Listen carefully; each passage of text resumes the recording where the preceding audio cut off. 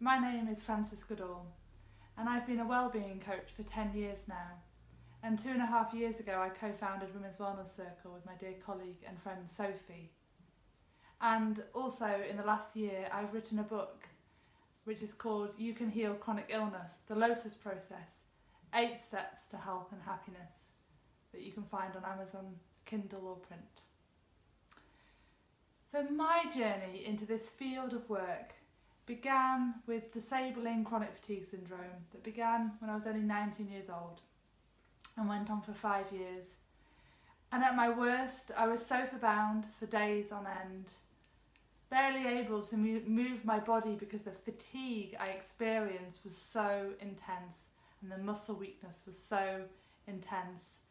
And during that 5-year journey, I explored many different approaches to help my body to heal. I explored meditation, restorative yoga. I had various different kinds of therapies. I explored body-mind approaches. I explored body work. I explored Chinese medicine. You name it, I pretty much explored it all. I was so desperate to be well. I couldn't see myself living the rest of my life how I was, and I really wanted to be well so much, and I was just so devoted to figuring out what was going on and to healing myself. And eventually, after 5 years, I considered myself to be fully recovered. So in this video, I'm going to share with you about the first 2 steps of my book, The Lotus Process, 8 Steps to Health and Happiness. And the first 2 steps are of learning to accept and even to surrender to what is, as part of a way of relaxing our systems and as starting to see that actually the illness is perhaps here for a reason, and we can then therefore learn to accept it and begin to start to trust that we can actually heal it. And if we can accept, it also helps us relax. So I'll talk more about that. And I'll also talk about the important step of believing that you can heal, not only accepting you're ill, but believing you can heal and committing to a path to wellness. So these were real keys in my journey to health. I had to learn to accept what was happening to me. I really realised that the more I could accept, the more my nervous system would start to relax and heal.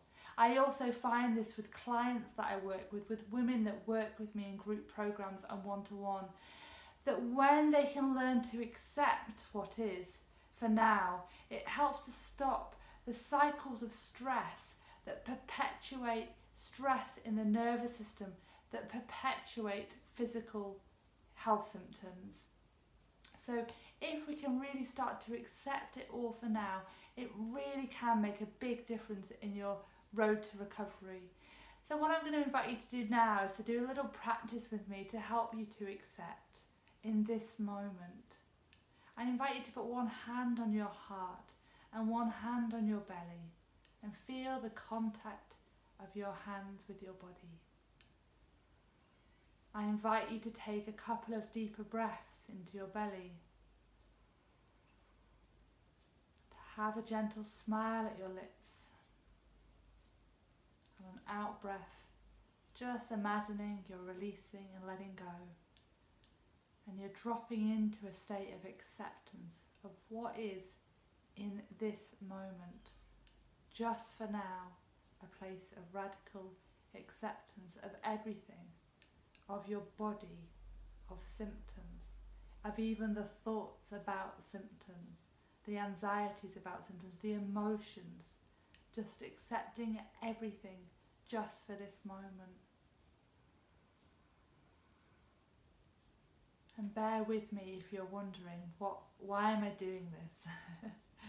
Actually, the power, if we can learn to drop into a place of acceptance of what is, in the moment, it can really help to calm your nervous system down and get your body and mind into a state for healing.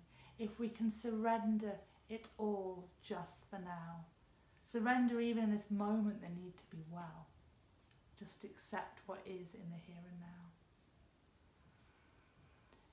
And like I said, it's not just about acceptance, it's also about believing that we can heal, envisioning a life free of illness, and committing to a path to wellness, such as following the Lotus process journey, which you're going to learn a little bit about in these 3 videos. And in order to believe, we often have to overcome any limiting beliefs about illness and our capacity to heal ourselves. I was told at 20 years old that I would need to learn to manage and live with this illness for the rest of my life. Thankfully, I'd also already met somebody who had got better, so I thought, well, if they can do it, I can do it too. And it doesn't mean on the road to recovery that there weren't doubts that came up, because there were, and that's natural. And many of the women I work with have many doubts and many fears before they get to full health, and that's normal too. It's just about being able to overcome them and being able to surrender them and being able to work through those doubts and fears and blocks with tools like emotional freedom technique to support that process. So, also with both of these steps, it really helps if we have a community around us as we heal.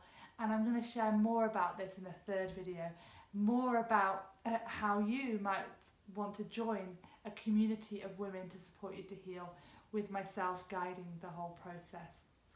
So I'll share more about that in the 3rd video. In the next video, I'm going to talk a little bit about the power of having learning deep self-care and having a supportive community around you to heal. So overcoming the problem of maybe not knowing what self-care to commit to, how to build your inner resources. We'll talk a little bit about that.